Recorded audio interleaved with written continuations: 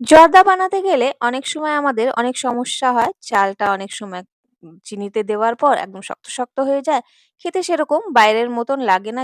আজকের এই রেসিপিতে আমি সমস্ত কিছু ডিটেইলে আপনাদের বলে দেব যে কিভাবে রান্না করলে আপনারা একদম বাইরের মতন জর্দা পোলাও বাড়িতে তৈরি করতে পারবেন। হ্যালো এভরিওয়ান, ওয়েলকাম টু বাবলিস কুকিং কর্নার। তো আজকের রেসিপির জন্য আমি এখানে ইউজ করছি বাসমতি রাইস। এখানে লং গ্রেন বাসমতি রাইসের আমি ইউজ করছি। এখানে দেখুন চালটা একেবারে লম্বা, লম্বা। এরপর এটাকে আমি ভালো করে ধুয়ে নেব। ধুয়ে নেওয়ার পর এটাকে ০.৫ ঘন্টার জন্য একটু ভিজিয়ে রাখতে হবে। তো ৩-৪ বার ভালো করে ধুয়ে নেওয়ার পর এটাতে জল দিয়ে আমি সাইডে রেখে দিচ্ছি। উম বাদবাকি প্রিপারেশনটা আমরা এই সময়ের মধ্যে করে নেব। তো এটাকে সাইডে রেখে দিই ঢাকা দিয়ে। এবার আমি এখানে নিচ্ছি ১০ টা পাউরুটির স্লাইস। পরিমাণটা আপনারা কম বেশি করতে পারেন। আমি এখানে ১০ টা ইউজ করছি। আর এর সাইড গুলোকে না এইভাবে ছুরি দিয়ে কেটে নিতে হবে। সাইডটা আমরা ইউজ করব না। এটা অন্য কাজে আপনারা ব্রেড ক্রাম্ব হিসাবেও ব্যবহার করতে পারেন। আমি একটা মিক্সি জারে এগুলোকে এইভাবে টুকরো করে নিয়ে নিচ্ছি। আপনারা চাইলে হাত দিয়েও ক্রাশ করতে পারেন। আমি এটাকে এভাবে জাস্ট ঘুরিয়ে নিলাম ১ থেকে ২ বার। আর এরকম হয়ে গেল ঝরঝরে। এটাকে আমি একটা বোলের মধ্যে ট্রান্সফার করে নেব। আর সমস্তটা এইভাবে আমি করে নিয়েছি। এবার এটার মধ্যে মিক্স করব। একটু দুধ ৪-৫ টেবিল চামচের মতন লাগবে। এখানে আমি দেখুন সরশুদ্ধই নিচ্ছি। একটু, একটু করে দেব আর এটাকে মাখবো। একটা সফট ডো তৈরি করব। এটাতে কিন্তু খুব বেশি দেওয়া যাবে না। একটু সফট ডো এর মতন হয়ে গেলে আর লাগবে না। এটাকে ঢেকে আমি এবার কিছুক্ষণের জন্য রেখে দিচ্ছি। অন্যদিকে আমি একটা কড়ার মধ্যে নিয়ে নিচ্ছি ১ কাপের মতন চিনি। এটার মধ্যে দিয়ে দিচ্ছি ১ কাপ জল।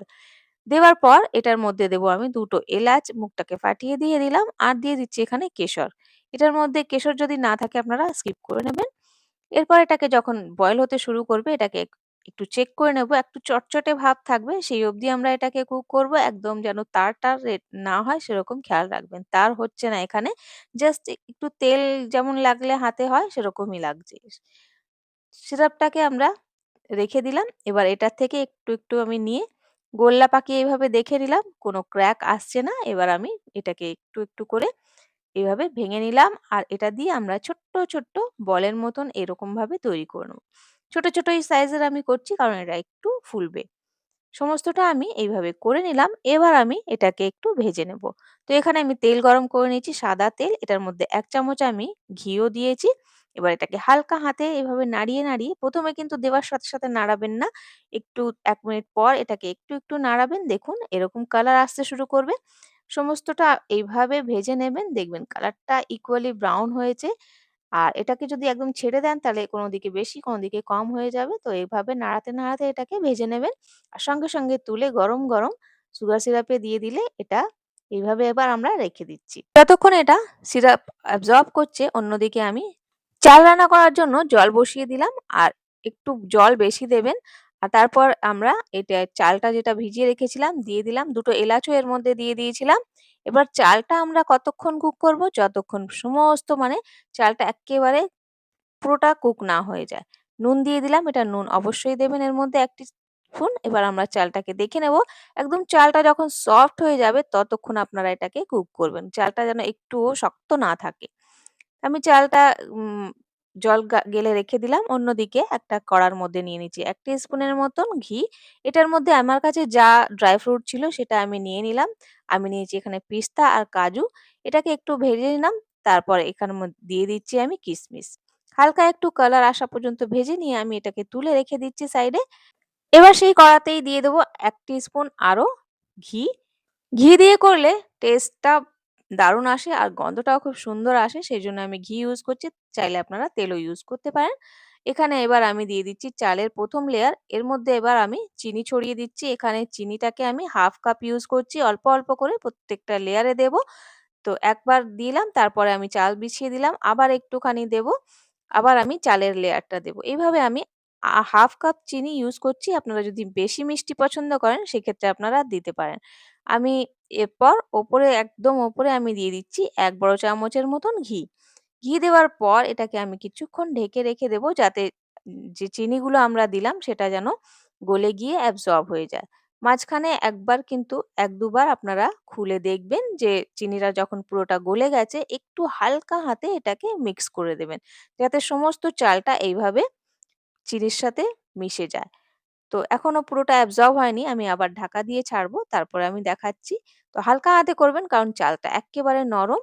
তো আমি ঢাকা দিয়ে কিছুক্ষণ ছাড়লাম। তারপরে যখন হয়ে গেছে আমি ওপর থেকে একটু সেই ড্রাই ফ্রুট দিয়ে দিচ্ছি।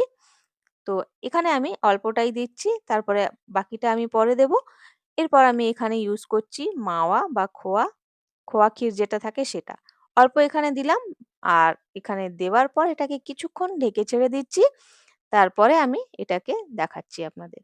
তো ১০ মিনিটের মতন ছেড়ে দিয়েছিলাম।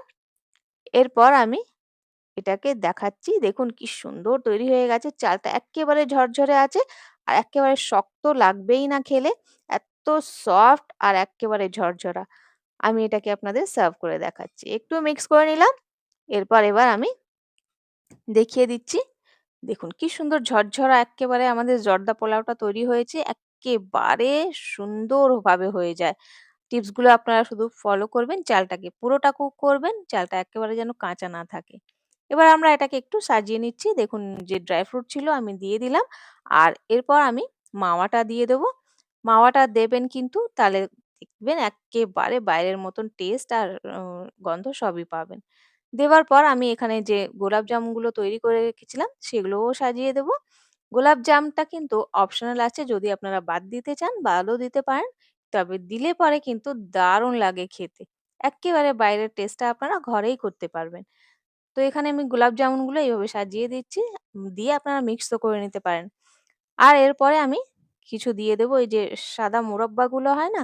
সেগুলো। একটু আমি দিয়ে দিচ্ছি। এগুলো অনেক মিষ্টি থাকে সেইজন্য আমি মিষ্টিটা হাফ কাপই দিয়েছি। আপনারা চাইলে একটু বাড়িয়েও দিতে পারেন। তো এইভাবে তৈরি হয়ে গেল আমাদের জর্দা পোলাও। আসছে নবী দিবসে আপনারা অবশ্যই একবার ট্রাই করে দেখবেন। যদি আপনাদের পছন্দ হয়ে থাকে একটুও লাইক, শেয়ার, সাবস্ক্রাইব করে যাবেন please. Bye, have a nice day.